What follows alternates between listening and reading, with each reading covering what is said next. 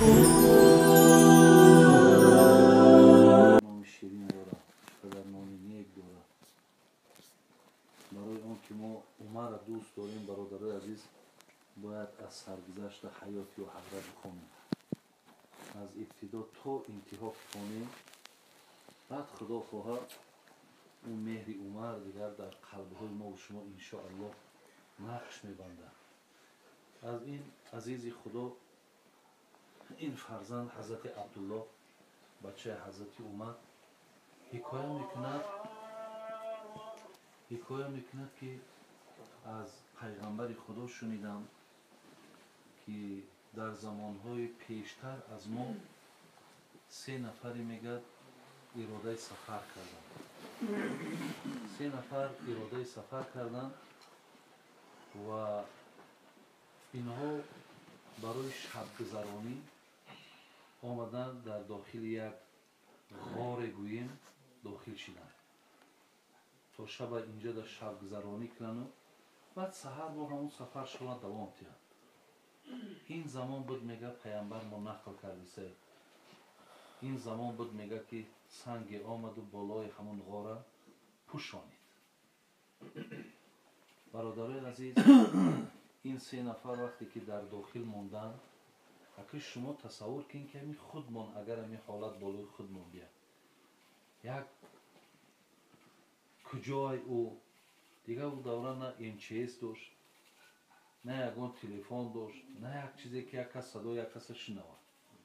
در داخل یک غار می‌رفتی، بالای سر در یک سنگی که او را اگر الله مهربان همجا ترحم نکنه دیگر به دادت هیچ کنه میرسد.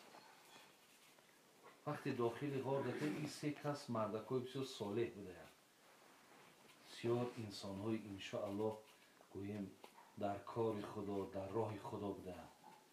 هر 3شان به همین خلاصه آمدن که یگانه ما باید که عمل صالح های خودمان کردگی من هر یک عملی را که خاص به خاطر خدا کرده باشیم، برای رضاگی خدا کرده باشیم، اگه برادران نوبت به نوبت وسیله کنیم و ای خدای مهربان حاجت طلب کنیم که همه را از بالامون دور کنه و اینجا ما هلاک میشیم. برادرای عزیز، حقیقتا این قصه بسیار حکمت ها دارد. در زیرش خدا رحمت کنه عزیزای خدا را از این درون این قدر حکمت ها، این قدر مسئله را بیرون کردن. یکی از اونها بینیم که مقصد فریاد رس همه وقت الله، همه وقت. اگر ببینین همین حضرت ابراهیم قصه قرآنیه، وقتی که 1 ماه میگه مفسرها 1 ماه نمرودی ها هیزم جمع کردن. تصور کنید در 1 ماه چقدر هیزم جمع می شود. این خیل آتشی را که اینها افروخته کردن، این خیل آتش تاریخ یاد نداره. ولی زمانی که در منجنیق حضرت ابراهیم بار کردن، برادر عزیز، خواستن در بین آتش اذیتش کنند، عذابش کنند، زیرا که بچه دلی او قوم نشید داخل. آنی را که اونها پرستش میکردن، حضرت ابراهیم همیشه در مقابل اونها ایستادگی بود. این برای اونها یک نفر زیادی بود و خواستن به همین نابودش کنن، جانشون خلاص کنن. ولی وقتی که حضرت پرت افتن، برادر عزیز، این پیامبر نازنینمون چی میگه؟ کان آخر قول ابراهیم حین القی فی النار حسبی الله و نعم الوکیل. تصور کنید وقتی که حضرت هم میپرتویند، طرفی آتش هم رفتن، بسیار کار قینوقی در او حرارت چه نزدیک میگه، ای دور رو پرتن در کار. نه داد میگه، نه وای میگه، نه یگان اعتقاد چه ایواز میکنه، بلکه در همون آسمان هم که باشه حسبی الله و نعم الوکیل. حتی در تفسیرها میگذارد که میگه وقتی جبرائیل نزدش آمد، زمانی که در آسمان بود، گفت یگان کمک حاجت هست، گفت با کمک احتیاج دارم، نه که نه به تو. کمک در احتیاج دارم ولی نه به تو، یعنی بلکه بر آن خدایی که خدای ابراهیم است، ما کمک از همون کس میخواهیم. یا اگر برادرای عزیز نگاه کنی حقیقتا قصه حضرت موسی را بینیم، ای دست فرعونی ها، از دست فرعون اگر خلاص کردگیش کی بود؟ یا حیات پیغمبر نازنین خودمان بینیم، وقتی آمد در غار پنهان شد، زمان در تارتنک تار کشید، کبوتر لانه ماند، اینا را کی کرد؟ یا زمانی که هجرت در میبرامد حضرت علی را خوابانید، تمام قوم ها نفراشون روان کرده بودند، همه کاردها زهرالو تیار کردگی همه ببرد در شکمش میخلانیم، یکی خدای مهربان همه اونها را خواب غلبه کرد و حضرت آزاد برآمد رفت.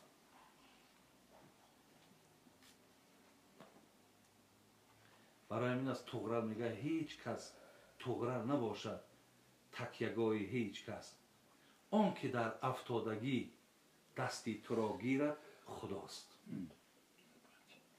هیچ کس برادر عزیز در افتادگی دست انسان را میگرفتگی فقط میگه الله هست.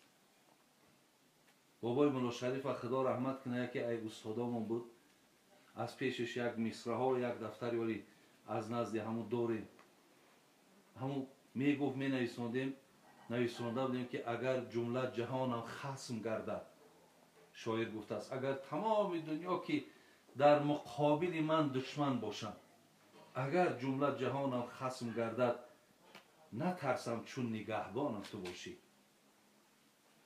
زی شادی در همه عالم نگنجم، اگر یک لحظه غمخوارم تو باشی. زین لحاظ برادرها این 3 نفرم در داخل بجوز فریاد رس دیگر جای مراجعت نداشتند. یکی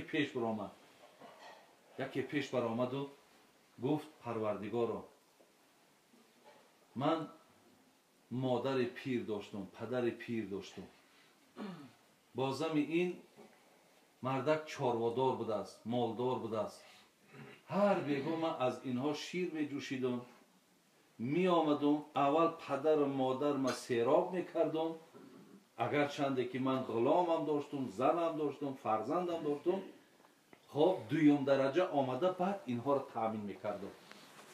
خدایا اکا وسیله کرده است، عملش گفته است، زیرا او از خودش باوری کامل دارد که کارهاش خاص به خاطر خدا بود.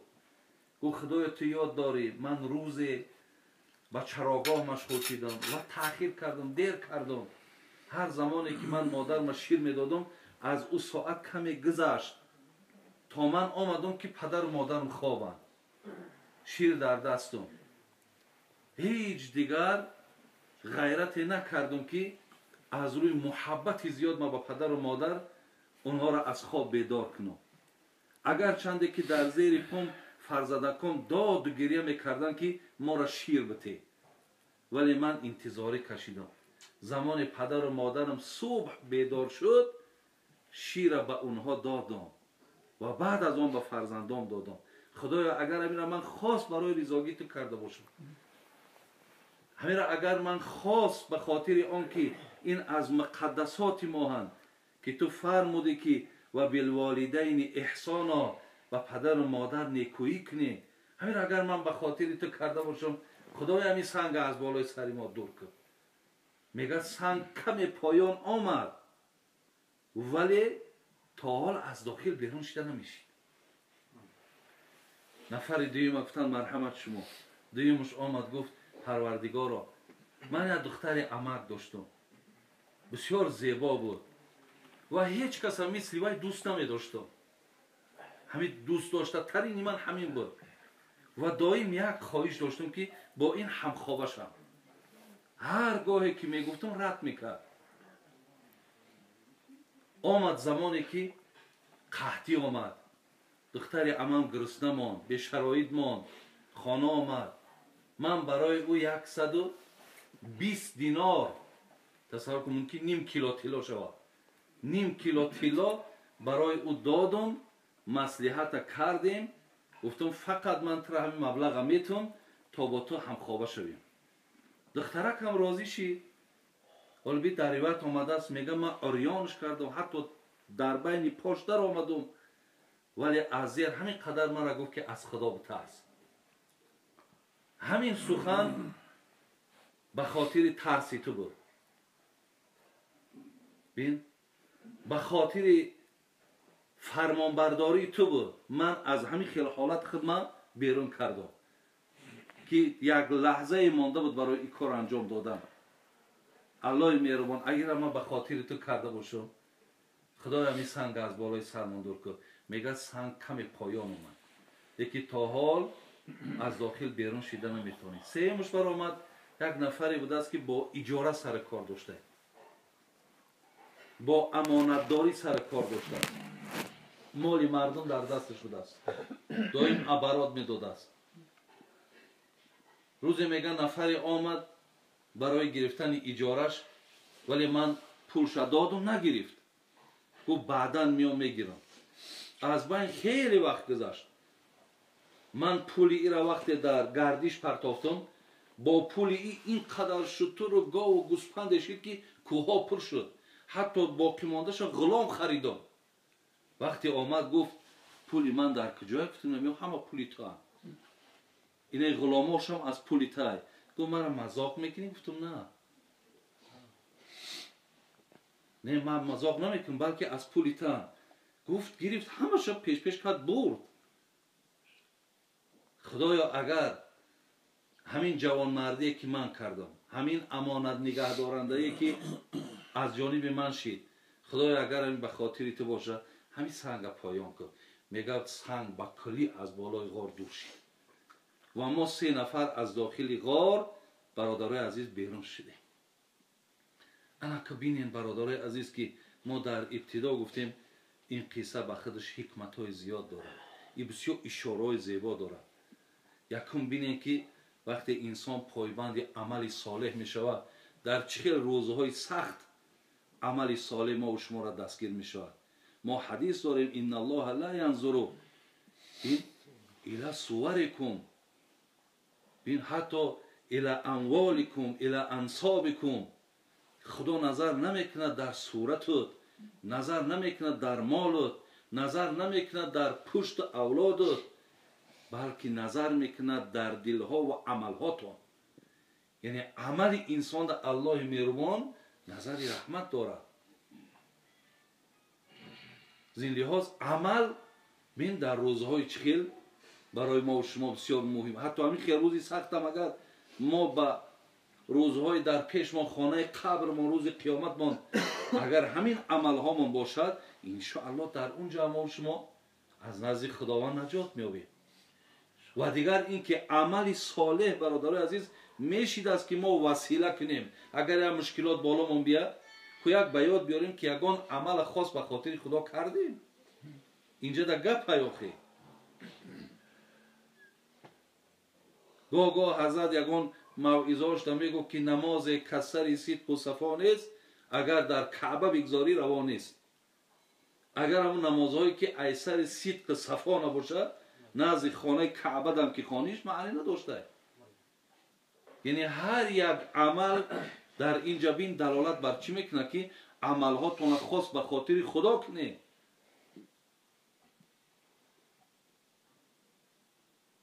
و دیگر این که برادرای عزیز بین پدر و مادر همه وقت باید برتر فرزند زن باشه.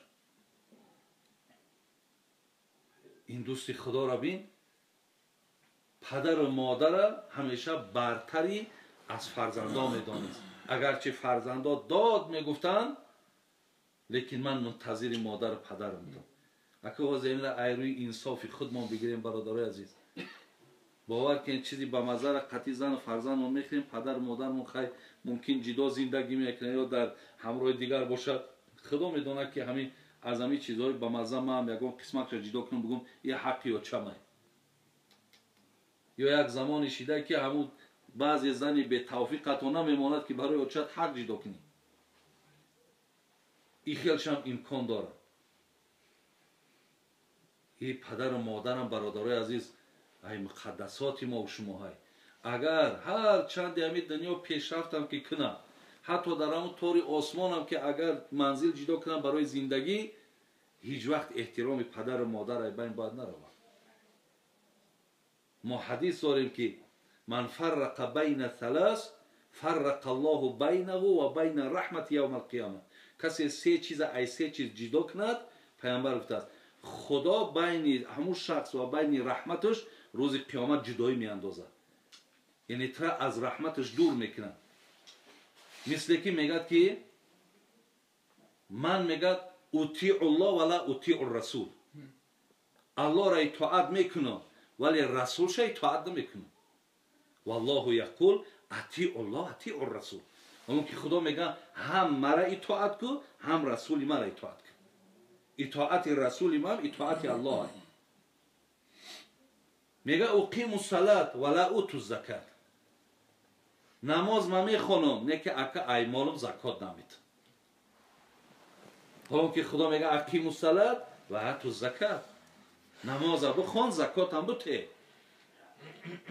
ولی برادرها اگر ما و شما ایمالامون زکات ندیم، هیچ وقت ایتری دلپر نباشیم که این روزه گرفتیم، این خیر میکنیم، این نمازی که میخونیم یا دستگیری ما و شما میشوند. بین در هر جایی که آمد نماز پشتش زکات. این را ما جدا کردن نمیتونیم. حتی از زکات قنطرة الاسلام آمده.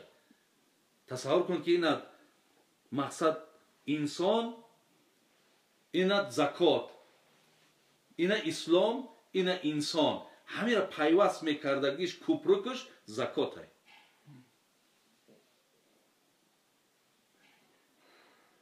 سیون چی میگه؟ میگه که خداوند شکرگزاری میکنم ولی پدر و مادر ما شکرگزاری نمیکنم. حالا که خداوند میگه انشکر لی ولی والدی، هم مرا شکرگزاری کن هم پدر و مادر تا. اگر کسی میگه همین اعتقاد داشته باشه، پیامبر نازنین میگه تو روز قیامت خودت ای رحمت خدا جدا کردی. زین لحاظ برادرای عزیز اینجا دبین هم احترام پدر و مادر در آمد، هم عفت نفس، محافظت نفس، تمام شرایط ستوایزه. چیزی که وازیرم شرایط ها همه ستوایزش دیگه کو برای زنا کردن گفتی هم بچه ها ده کرده. ولی وقتی که ترسی خدا که در قلبش بود برادر عزیز، وقتی از خدا که ترسید، از همون خیال حالت که خودش دور کرد، دستگیری خدا را بید در چه روز کار شد.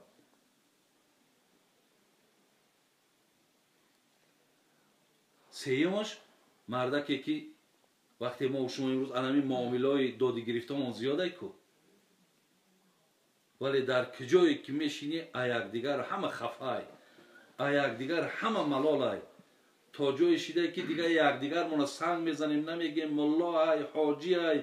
وقتی که خسته میشه، وقتی خیانتت میکنه، وقتی که مقصد در معاملات تماما همه میبینی که معامله نیست، بعد دیگه هر چی که گویی میگوی دیگه در ایمانداریشم و در اسلامداریشم و در همش دیگه شبهه پیدا میکنی.